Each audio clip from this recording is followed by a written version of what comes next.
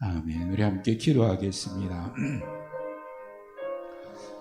우리를 구원하신 하나님의 은혜, 우리를 이토록 사랑하신 하나님의 그 사랑, 우리가 그 사랑을 깨달아 알았을 때, 주님을 만나 그 사랑을 알게 되었을 때, 그때의 그 감격과 그 감사한 마음 기억하시면서 우리를 구원하신 은혜에 감사합니다. 우리 하나님의 은혜를 기억하면서 우리 감사의 기도 드리시고, 또 오늘도 우리에게 말씀으로 찾아오셔서 각 사람 만나 주실 때 하나님 주님을 만나는 기쁨이 있게 하시고, 또 말씀으로 새롭게 하는 은혜가 있게 하여 주시고, 이 시간 주시는 주의 음성을 듣는 기쁨이 있게 하옵소서. 우리 다 같이 한 마음으로 기도하시겠습니다. 하나님 아버지, 은혜와 사랑을 감사합니다. 오늘 주 앞에 나아가면서 우리를 사랑하신 그 사랑을 기억합니다. 우리를 구원하신 그 은혜를 기억합니다. 주님을 찬양하였습니다. 그래서 그 사랑을 깨달아 알았습니다. 나를 향하신 하나님의 사랑을 그 은혜를 하시는 고마웠습니다. 그 은혜와 사랑, 그 감격을 다시 기억합니다.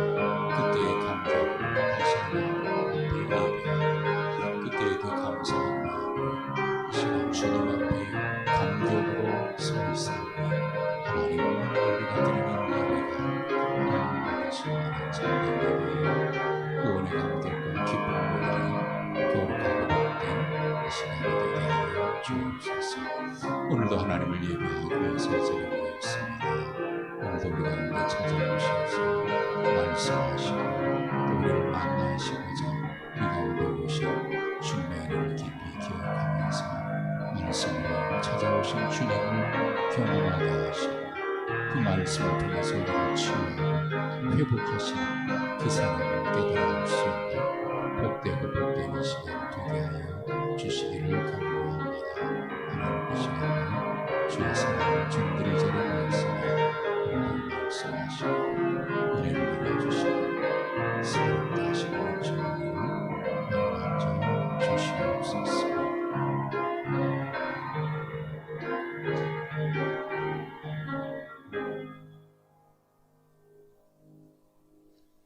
하나님 아버지, 은혜와 사랑을 감사합니다.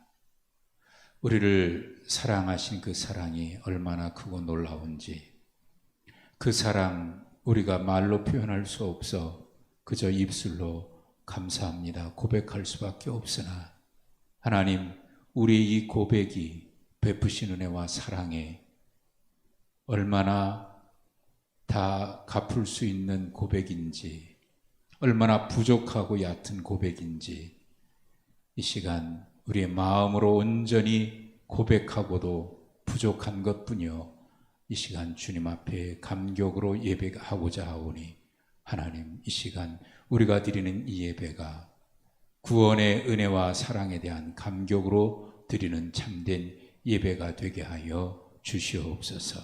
그 감격이 다시 회복되게 하여 주옵소서.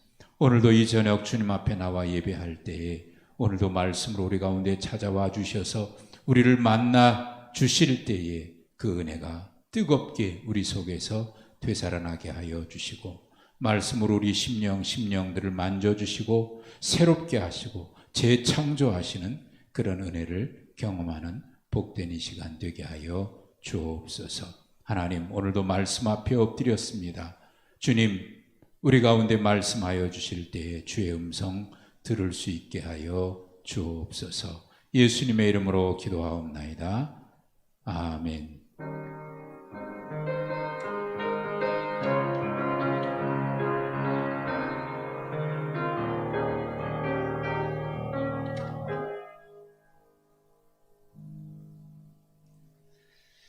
요한복음 4장입니다.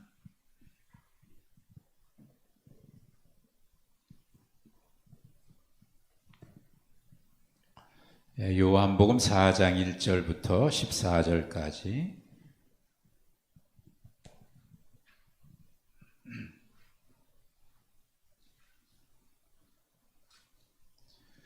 요한복음 4장 1절부터 14절까지 한 절씩 저와 여러분이 교대로 봉독하시겠습니다. 예수께서 제자를 삼고 세례를 베푸시는 것이 요한보다 많다 하는 말을 바리새인들이 들은 줄을 주께서 아신지라.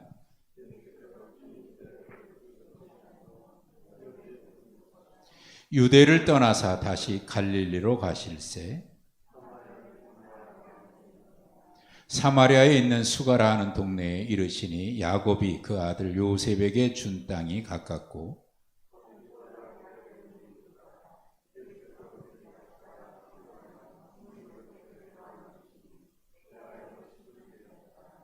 사마리아 여자 한 사람이 물을 기르러 왔음에 예수께서 물을 좀 달라 하시니 사마리아 여자가 이르되 당신은 유대인으로서 어찌하여 사마리아 여자인 나에게 물을 달라 하나이까 하니 이는 유대인이 사마리아인과 상종하지 아니함이로라.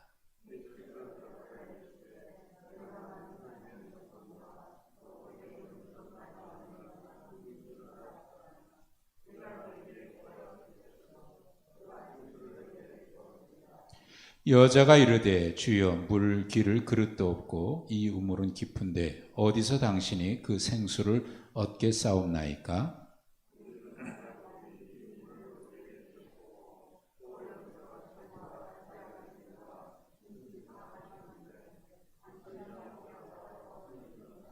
예수께서 대답하여 이르시되 이 물을 마시는 자마다 다시 목마르려니와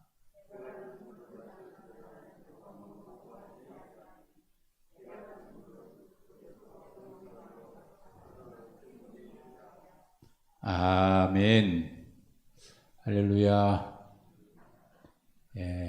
주님의 이름으로 여러분 환영하고 축복합니다. 그리고 사랑합니다. 우리 함께 인사하십시다. 사랑합니다. 사랑합니다. 축복합니다.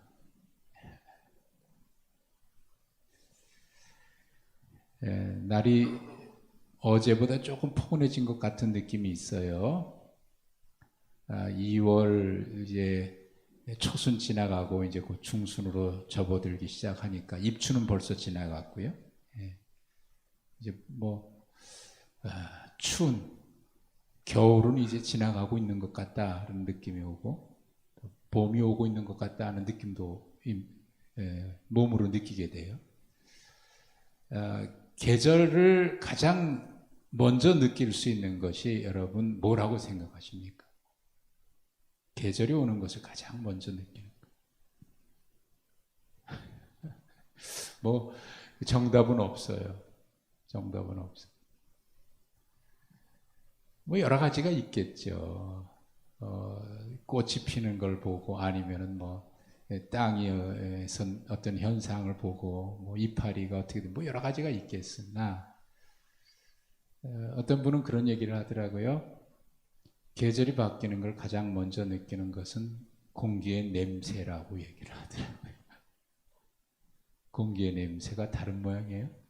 저는 둔감해서 잘 모르겠는데 그것이 계절이 바뀌는 냄새인지 봄이 오는 냄새인지 여름이 오는 냄새인지 잘 모르겠습니다만은 어쨌든 우리는 뭔가 표현하기는 명확하지 않은데 뭔가를 느끼고 살아가잖아요. 느끼고 살아가요. 그러고 보면 참 이 세상에 있는 모든 현상들을 보면은 참 신비하다 하는 생각을 참 많이 하게 됩니다. 그걸 또 우리가 어떤 방법으로든지 느낄 수 있고 또 표현할 수 있다는 것이 또 얼마나 감사하고 축복인지도 모르겠습니다.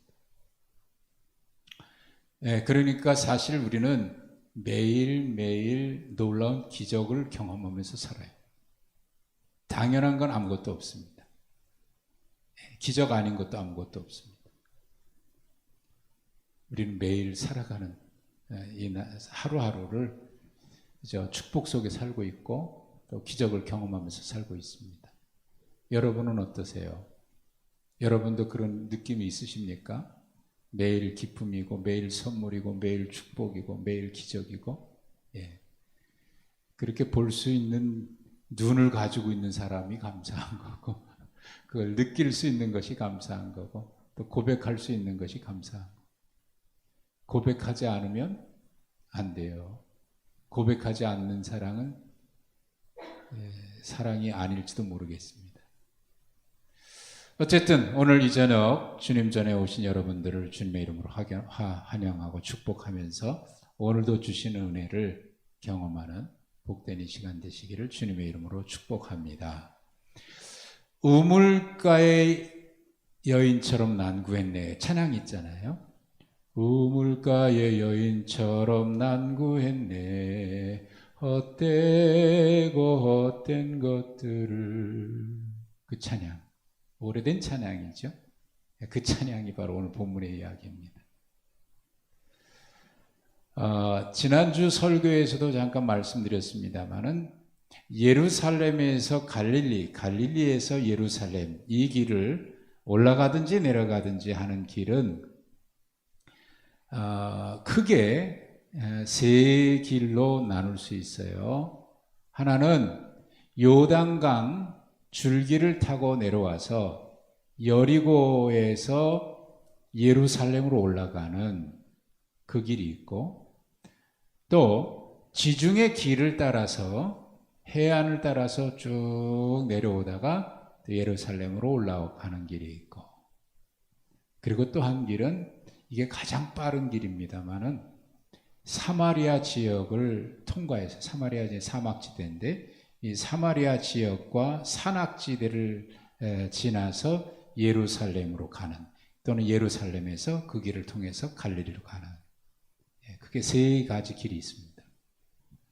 가장 빠른 길은 사마리아 지역이에요. 직선거리니까요. 그런데 이스라엘 사람들은 주로 그 해안길이나 요단강 골짜기를 통해서 가는 그 길을 선호했어요. 이유는 지형적인, 환경적인 요인으로 그쪽엔 물도 있고요. 그러니까 보는 게 좀 눈에 보이는 것도 시각적으로도 좀 시원한 맛이 있거든요. 지중해 쪽으로 돌아가는 길도 역시 마찬가지고. 그런데 문제가 있습니다. 좋기는 좋은데 시간이 오래 걸려요. 돌아가는 길이니까. 사마리아 지역으로 가는 것보다 길게는 2배 정도의 시간이 소요된다 그래요. 그 당시에 이제 사람들의 걸음으로 걷는 거리가 말이죠. 그런데 이것보다 더 중요한 게 있는데, 거기 본문에도 나와 있습니다만은 9절 끝에 보면 유대인이 사마리아인과 상종하지 않는다는 그 짧은 언급이 있습니다. 이것이 이제 유대인과 사마리아 사람들 간의 오랜 갈등 때문에 그런 거예요. 북이스라엘이 아수르에게 멸망하고 남유다가 바벨론으로 멸망하고, 그래서 포로로 끌려갔다가 다시 포로로 끌려갔을 때 이 아수르라든지, 특별히 아수르가 그랬지요. 북이스라엘 지역이니까 이 사마리아 지역에 그 아수르 비롯한 다른 민족들을 대거 이주시켜서 이 사마리아 지역에 거주하게 해서, 그래서 거기에는 남아있는 유대인들과 여기저기서 이주해온 이방인들과 함께 살면서 거기서 이제 서로 결혼하고, 이방 민족과 결혼해서 거기서 이제 혼혈, 유대인으로 보면 그런 거죠.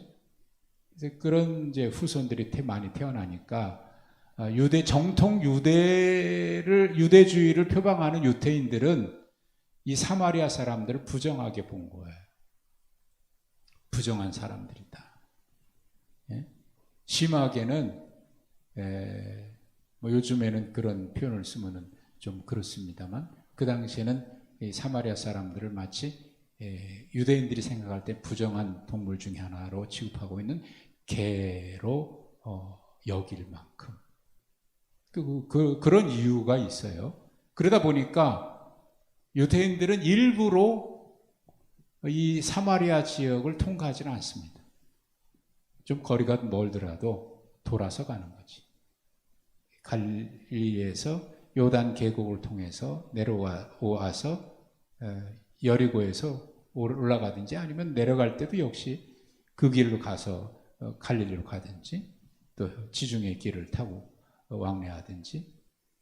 그런데 오늘 말씀에는 3절에 보면 예수님이 유대에서 갈릴리로 가시는데 4절에 이렇게 표현되어 있습니다. 사마리아를 통과하여야 하겠는지라. 사마리아를 통과하여야 하겠는지라. 이게 그리로 반드시 가야 하겠다고 하는 예수님의 의지를 담아낸 표현이에요. 에데이라고 하는 헬라어 단어인데 이것은 반드시 그리 하겠다라고 하는. 근데 뭐 예수님은 이 길을 지난주에 보셨던 그 누가복음 9장에도 예수님은 그 사마리아 지역을 가셨잖아요. 그러니까 다른 유대인들은 잘 안 다니는 길이지만 예수님은 그 길을 아주 안 가신 건 아니에요. 그 길을 가셨어요. 오늘 본문에는 그럼에도 불구하고 그 길을 통과하여야 하겠는지라.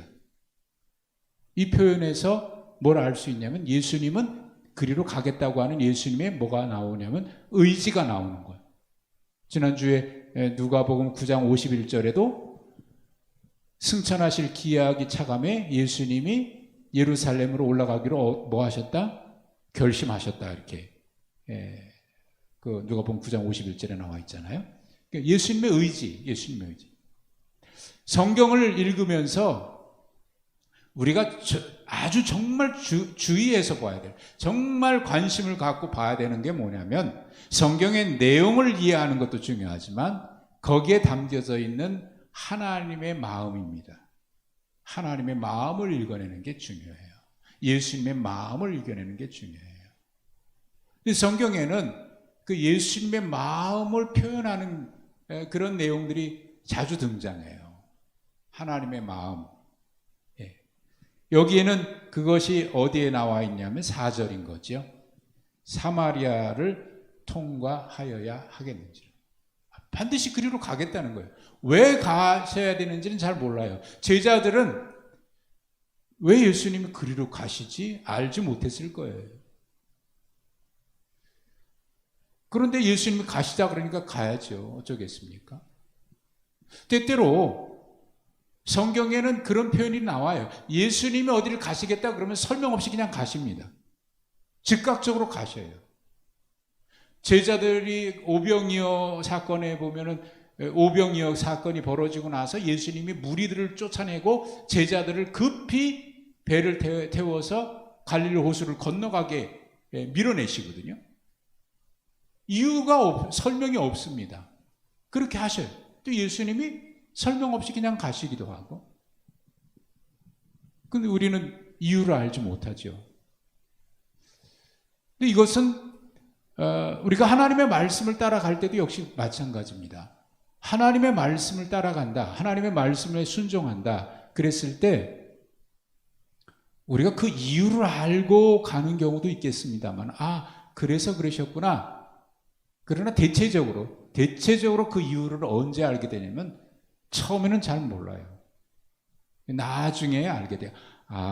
그때는 몰랐는데 나중에 지나고 나니까 하나님이 그래서 그렇게 말씀하신 거구나 하는 것을 뒤늦게 깨달을 때가 참 많습니다. 사실 신앙이 그런 것 같아요. 그 당시는 몰라요. 해석 안 되는 게 많습니다. 그런데 나중에 지나보면 알아요. 그러면 모르는데 어떻게 갈 수 있는 것이냐? 모르는데 어떻게 갈 수 있는 것이냐? 거기서 작동해야 되는 게 뭐냐면 믿음인 거예요. 믿음. 무슨 믿음? 무턱대고 믿으라 그런 얘기가 아닙니다. 그냥 하나님의 말씀이니까 무턱대고 가 그런 얘기가 아니에요.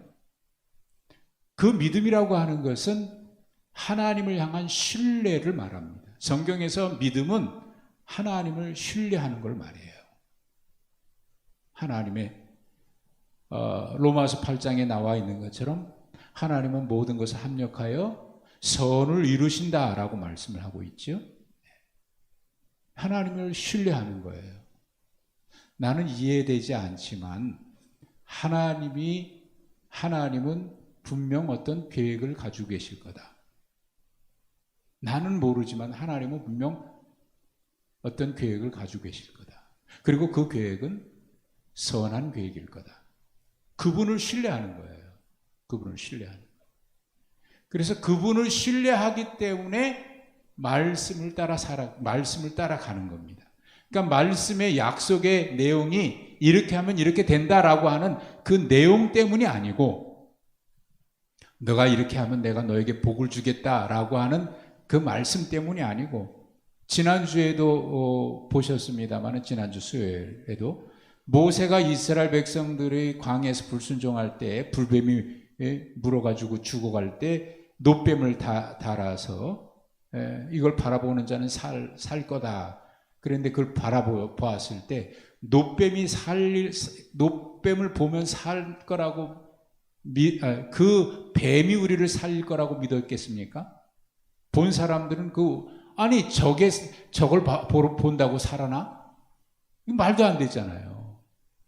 아마 그때도 제가 질문했습니다만은 여러분 같으면 놋뱀을 매달아 놓고 이걸 바라보는 자는 살 거다라고 얘기할 때 볼 사람이 몇 명이나 될까? 저부터도 아니 저걸 본다고 살아? 그런 생각이 들 것 같아요.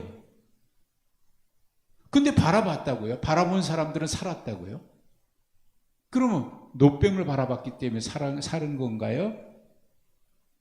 아니면 이것을 바라보는 자는 살 거라고 한 하나님의 약속을 믿었기 때문에 바라보는 걸까요?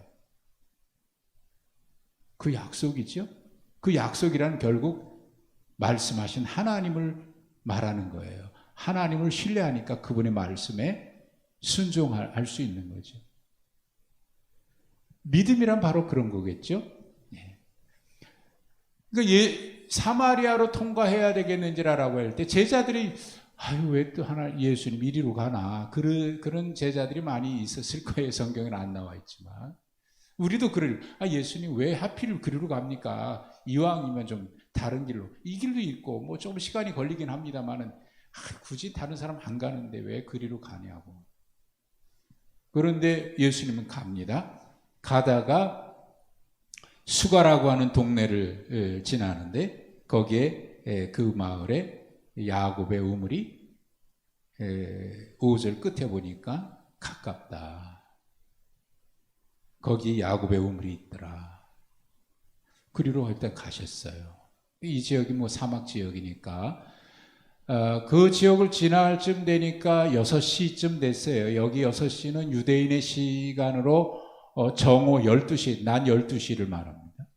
12시쯤 거기에 도착했는데 성경은 이렇게 표현되어 있습니다. 예수님이 피곤해서 그 6시쯤 거기에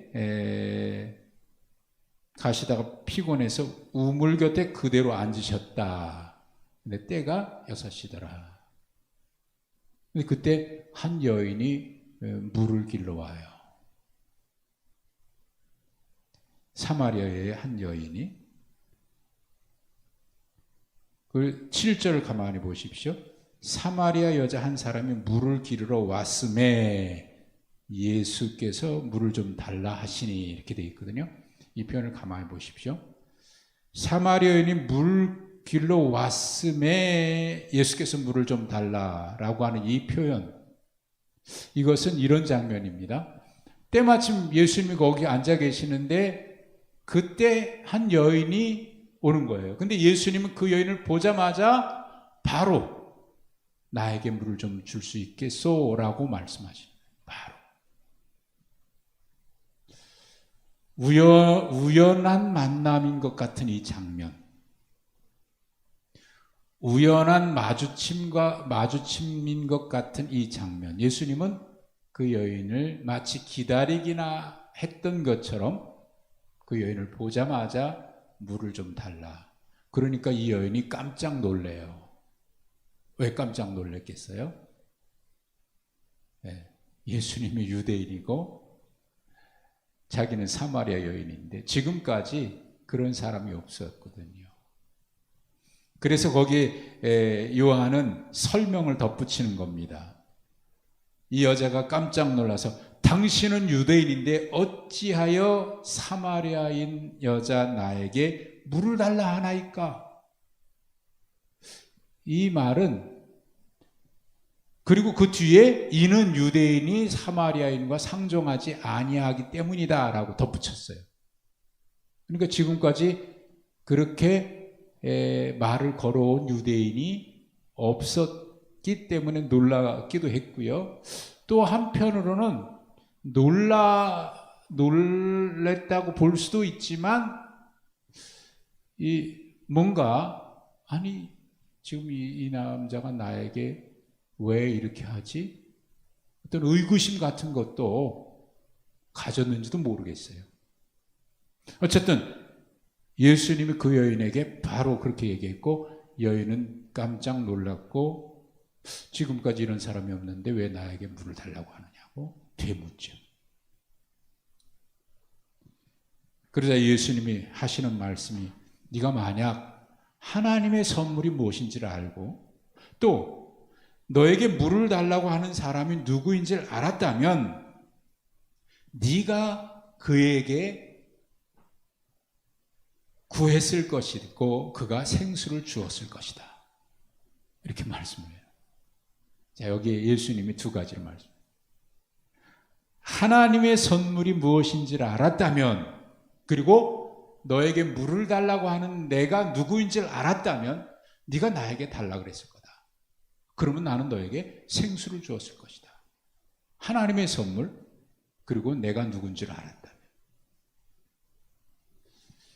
좀 대화가 굉장히 빨리 진행돼요. 물 이야기에서 물이 아닌 것 같은 장면으로 확 넘어가고요. 그러니까 이 여자가 또 되물어요. 물 기를 그릇도 없고 이 우물이 깊은데 어떻게 당신이 나에게 생수를 얻어서 주겠습니까? 이 우물이 뭐 쭉 얘기하고 야곱이 우리에게 줬는데 당신이 야곱보다 크냐? 그랬더니 예수님이 이 물을 마시는 자마다 다시 목마르지만 내가 주는 물을 먹는 자는 영원히 목마르지 아니하리니 내가 주는 물은 그 속에서 영원토록 솟아나는 샘물이 되리라. 그랬더니 그 다음에 읽지 않았는데 그런 물이 있습니까? 그런 물이 있다면 그 물을 내게 주십시오. 그러니까 예수님이 네 남편 데려와라. 아, 내 남편 없습니다. 그 다음에 뭐 예배하는 당신은 선지자입니다. 뭐 이렇게 굉장히 빨리 진행되거든요. 자, 이 내용들은 우리가 쭉 제가 전체 내용을 이렇게 요약해서 말씀드린 내용이고 근데 여기 말씀에서 제가 오늘 여러분과 함께 이야기하고 싶은 이야기가 있습니다. 주제가 그건 뭐냐면 예수님이 사마리아 지역을 통과하여야 하겠는지라. 왜 하필이면 예수님이 이리로 가려고 하셨을까 하는 겁니다. 이리로 가려고 하셨을까. 아까 이제 뭐 그 이유를 제가 몇 가지 설명을 드렸습니다만은 그러나 그 이유보다 분명한 것은 여기에 예수님이 그렇게 해야 되겠다고 하는 강한 의지를 성경은 표현하고 있다는 거예요. 왜 예수님이 이리로 가시려고 했을까요? 굳이 왜 이리로 가야 한다고. 영어로 말하면 must거든요. 반드시 가야 되겠다고 하는. 예수님이 고집을 부리셨어요. 고집을 부리셨어요. 이리로 가야 되겠다. 딴 데로 안 가고 이 길로 가야 되겠다. 예. 왜 그런 것 같아요? 여인을 만나기 위해서. 예. 여인이 그저 나올 줄 알고 거기에 나올 줄 알고 미리 여기에 이게 예수님의 마음을 표현했어요. 반드시 가야 되겠다. 사실 몰라요. 우리는 모르죠. 왜 그리로 가시려고 주님이 고집 부리셨는지 사실 몰라요. 그러나 결과를 봤을 때는 아하, 예수님이 그래서 그리로 가시려고 하셨구나. 우리는 여기서 결과를 통해서 알게 되는데, 그게 뭐냐면 아까도 말씀드렸지만 정말 우연 같은 만남인데 그 우물가에서 이 여인을 만난 거예요. 근데 이 여인이 여기 수가라고 하는 동네 이름이 야곱이 거기서 준 땅이 있고 거기 우물이 있다 그랬는데, 이 수가라고 하는 곳에서 이 우물까지 그 신약 성경의 그 지리라든지 이런 상황에 대해서 정말 탁월하게 연구한 윌리엄 버클레이라고 하는 신학자가 있습니다. 버클레이라고 하는 그 신학자가 이런 이야기를 해요. 수가성에도 분명 우물이 있었는데 이 거리가 여기는 가깝다라고 이렇게 표현되어 있는데 뭐 그렇게 가까운 건 아닐 거예요. 자료에 보니까 한 3km쯤 된다 이렇게 버클레이는 얘기를 했는데, 3km라고 하면 물기로로 3km로 간다. 아니, 수가성에 그 우물이 없었다 그러면은 뭐 그리로 물기로로 가겠지만 거기도 있었다라고 얘기를 하거든요, 버클레이는. 그럼에도 불구하고 왜 자기 동네에 있는 우물에서 물 깃지 않고 이 3km 떨어진 이곳에 물을 기르러 왔을까? 그런 질문을 해요. 우리 동네에도 우물이 있는데 거기 안 가고 딴 데로 가요. 왜 그럴까요? 자, 제가 몇 가지 있어요. 첫째, 우리 동네 우물보다 이쪽의 우물이 멀리 떨어져 있지만 물이 더 좋기 때문에 1번. 2번, 우리 동네 사람들 중에 내가 미워하는 사람이 있고 나를 보면 미워할 사람이 있어서 저 사람 만나기 싫어서 저 멀리 나를 모르는 동네에 우물로 간다. 1번, 2번 중에 내가 너무 친절하게 대답을 알려줬어.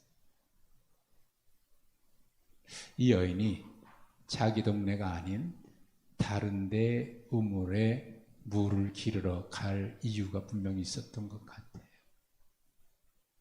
그것은 뒤에 나옵니다마는 예수님께서 내 남편 데리고라. 그럴 때 사실 이 얘기는요, 그 여인에게는 숨기고 싶은 아픔이에요. 숨기고 싶은 과거예요. 그러니까 이 여인이 뭐라 그래요? 남편이 없습니다. 그러니까 네 말이 맞다. 남편 5이 있었지만 지금 있는 남편도 내 남편이 아니니 네 말이 맞다. 그러거든요. 그러면 이 여인은 참 상처가 많은 여인 같아요. 그리고 이 여인이 어떤 사람이라고 하는 것을 우리는 뭐 이미 선입견을 가지고 있습니다만은 뭐 그런 걸 떠나서라도 어쨌든 5명과 결혼했는지 어떤 건지 모르지만 살다가 지금 남편도 자기 남편이 아니라고 하니까 이혼을 계획하고 있는 것 같기도 하고, 어쨌든 이런 과거가 있으니까 숨기고 싶은 과거가 많은 여인 같아요.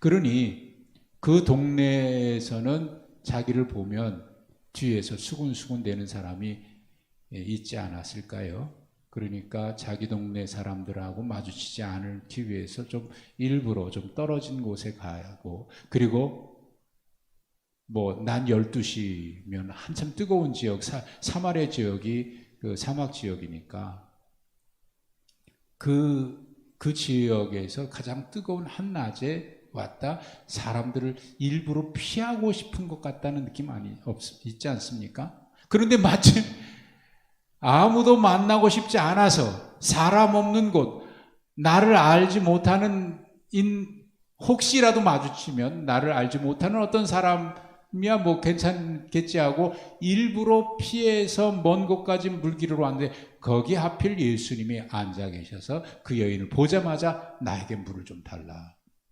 그리고 말을 걸기 시작하거든. 놀랄 법하지요. 이게 우연일까? 우연일까? 참 묘한 만남 아닙니까? 묘한 만남. 예상할 수 없는 만남이고 뜻밖의 만남이고 기대하지 않았던 만남이에요. 또 반대로 얘기하면 반갑지 않은 만남일 수도 있어요. 그런데 예수님이 말을 걸어 오셨고 대화하는 중에 보니까 반갑지 않은 만남일 수도 있었던 이 만남은 그의 일생일대에 가장 복된 만남이 되고 말았어요. 자기 인생을 바꾸는 만남, 뜻밖의 찾아온 만남. C.S. 루이스는 이런 것을 가서 뜻밖의 찾아온 기쁨이다, 뜻밖의 찾아온 축복이다, 이런 표현을 쓰거든요. 뜻밖의. 여러분, 하나님의 시간은요, 우리가 알 수 없는 뜻밖의 시간입니다. 하나님이 하시는 일은 우리가 알 수 없는 뜻밖의 사건이에요. 그런데 우리는 뜻밖의 사건인지 모르지만 하나님은 예정 가운데 하셨어요. 그래서 바울 사도 같은 경우도 전혀 알지 못한 사건을 속에 다메섹에서 주님을 만났잖아요. 정말 뜻밖의 사건 아닙니까? 뜻밖의 만남이잖아요. 그런데 그 하나님의 그 사건을 깨닫고 나서 이게 뜻밖인 줄 알았는데, 우연한 만남인 줄 알았는데 하나님이 나를 이미 알고 계셨고, 사울아 사울아 네가 왜 나를 박해하느냐? 이미 알고 계셨다는 거 아닙니까? 주여 누구십니까? 나는 네가 박해하는 예수다. 아니, 나를 알고 계시는 분이잖아요. 예? 나를 알고, 나는 네가 박해하는 예수다. 그런데 알고도 찾아왔다? 알고도 나를 만나기 위해서 왔다? 두 가지일 거예요. 하나는 네가 나를 왜 박해했냐? 혼내주기 위해서. 또 하나는 알고도 찾아왔다? 그럼에도 불구하고 나를 품어주기 위해서. 바울 사도는 깨달았어요. 내가 이런 죄인인 줄도 알면서도 찾아오신 그분이 나에게 이렇게 찾아오셨다? 그것은 나를 책망하고 심판하기 위해서가 아니라 나를 만나주기 위해서, 나를 품어주기 위해서, 나를 안아주기 위해서 오셨다는 사실을 그는 깨달아 알게 됐죠. 그래서 그때 바울이 깨달은 건 뭐냐면, 하나님은 나를 예정 가운데 나를 택하셨다, 부르시고, 로마서 8장에 바울의 고백이 나오잖아요. 하나님은 나를 예정 가운데 부르셨다. 또 에베소서에서도 창세전에 하나님이 예비하셨다. 여러분, 하나님의 예정이라는 표현을 썼는데, 하나님의 예정이라고 하는 것은 사실 미리 딱 계획해서 이 길 아니면 안 된다라고 그렇게 한 게 아니고, 그것은 우리가 알 수 없는 하나님의 주권적인 시간이기 때문에 우리가 그것을, 하나님의 사랑을 경험하고 난 뒤에는 하나님이 왜 그러셨는지 이해가 안 되는 사건인 거예요. 그래서 우리는 그렇게 고백해요. 하나님은 나의 모든 것을 태초부터, 태어날 때부터 내가 예정 가운데 하나님이 나를 먼저 알고 계셨구나. 그게 하나님의 지혜예요. 그게 하나님의 하시는 일이에요. 그러니까 내가 어떤 사람인 줄 알고도 주님이 찾아오셨다는 얘기는, 그럼에도 불구하고 나를 안아주시고 품어주시고 영접해주기 위해서 오신 하나님의 사랑이잖아요. 그 사랑을 알고 보니까 그 순간을, 그 하나님의 은혜를 깨닫는 그 순간의 감격이 여러분 얼마나 컸을까요? 이 여인이 예수님이 그렇게 해서 반갑지 않은 만남일 수 있었는데, 그분과 대화하다 보니까 이분이 나를 일부러 만나주시기 위해서 이 자리에 계셨구나, 그것을 깨닫게 됐어요. 그래서 그분이, 이 여인이 뭐라 그래요?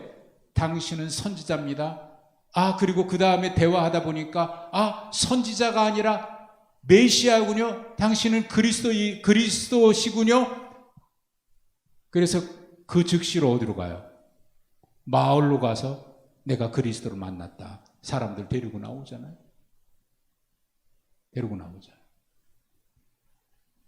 그러고 보면 예수님이 그리로 가셔야 되겠다. 반드시 사마리아 지역을 통과하셔야 하겠는지라 라고 하는 이 예수님의 의지는, 강한 결심은 꼭 그렇게 하고야 말리라 라고 하는 예수님의 이 생각은 결국 누구를 위한 거냐? 그 여인을 만나주기 위한 거예요. 근데 그 여인이 과연 누굴까요? 사실 그 여인은 우리의 모습입니다. 그 당시에 아무도 그리로 지나가지 않으려고 하는 유대인은 사마리아인 상종하지 않아요. 부정한 사람이니까. 율법적으로 부정한 사람이에요. 율법 밖에 있는 사람이에요. 그들은 율법에서 죄인인 거예요. 그런데 그 율법으로 유대인과 사마리아 사람 사이에 넘을 수 없는 그 장벽 말이죠. 율법으로는 결코 넘을 수 없는 장벽이 유대인과 사마리아 사람 사이에, 이 장벽은 보이지 않는 장벽인데 보이는 장벽보다 더 큰 장벽이 존재했어요. 예수님이 그 장벽을 뛰어넘어서 사마리아로 가셨어요. 에베소에서도 말씀하죠. 이 유대인과 이방인 사이에 그 막힌 담을 십자가로 허셨다. 예수님이 이 세상에 오신 이유, 자, 요한복음 처음으로 돌아갑니다. 요한복음 처음 시작하면서 요절이 뭐라고 말씀드렸어요? 하나님이 우리 가운데 오셨다는 사건이. 자기 백성이 몰랐어요. 그분을 영접치 않았어요. 알아보지 못했어요. 그럼에도 불구하고 자기 땅에 오셨어요. 그리고 영접하는 자는 하나님의 자녀가 되는 권세를 주셨어요. 그 예수님의 오심, 왜 오셨을까? 3장 16절에는 심판하기 위함이 아니라 우리를 구원하기 위함이다. 그래서 오셨다. 그것이 하나님의 사랑인데 성경은, 사도 요한은 그 하나님의 사랑을 이렇게 표현했네요. 하나님이 세상을 이처럼 사랑하셨다. 이처럼 사랑하셨다. 여러분, 사람이 만들어 놓은 결코 뛰어넘을 수 없는 율법의 장벽, 관습으로 서로 다르다고 생각해서 유대인과 사마리아인 사이에는 관습으로 철저하게 분리된 장벽이 있습니다. 결코 그것을 뛰어넘을 수가 없었어요. 그래서 끊임없이 갈등합니다.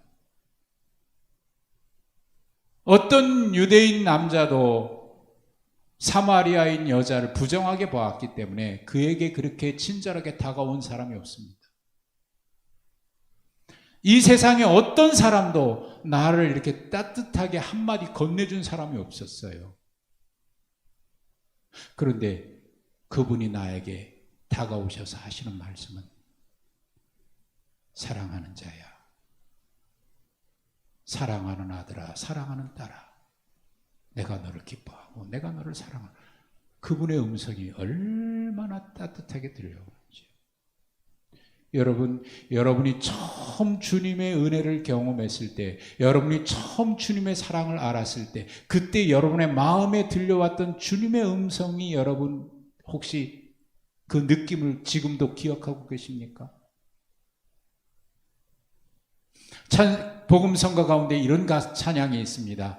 내가 처음 주를 만났을 때. 그 다음 뭐예요? 외롭고도 쓸쓸한 모습 변찮고, 그리고 마지막, 내가 다시 그를 만났을, 탕자처럼 방황하던 나도 주님이 찾아오셨고, 그 사랑 말이죠. 내가 처음 그를 만났을 때. 그 찬양하니까 옛날 생각이 나요. 제가 어느 여인을 만났을 때 기타를 들고 그 노래를 부르지 않았겠습니까? 내가 처음 주를 만났을 때. 그 모습에 반한 여인이 나와 함께 지금 살고 있는 그 여인. 여러분이 처음 주님의 사랑, 이게 주님의 사랑이구나. 아, 이 주님이 나를 이렇게 사랑하셨구나. 주님이 이래서 나에게 오셨구나. 그럴 때 다가오셔서 여러분의 귀가 아니고 여러분의 마음에 영혼을 울리는 그 음성으로 사랑하는 아들아, 사랑하는 딸아, 내가 너를 사랑하노라 라고 말씀하실 때 그 사랑의 주님의 음성이, 그때의 감격이 여러분 지금도 기억나십니까? 그 음성이 얼마나 사랑스럽고 그 음성이 얼마나 부드러웠던지 기억나십니까? 이 여인은 그 순간 잊을 수 없었을 거예요.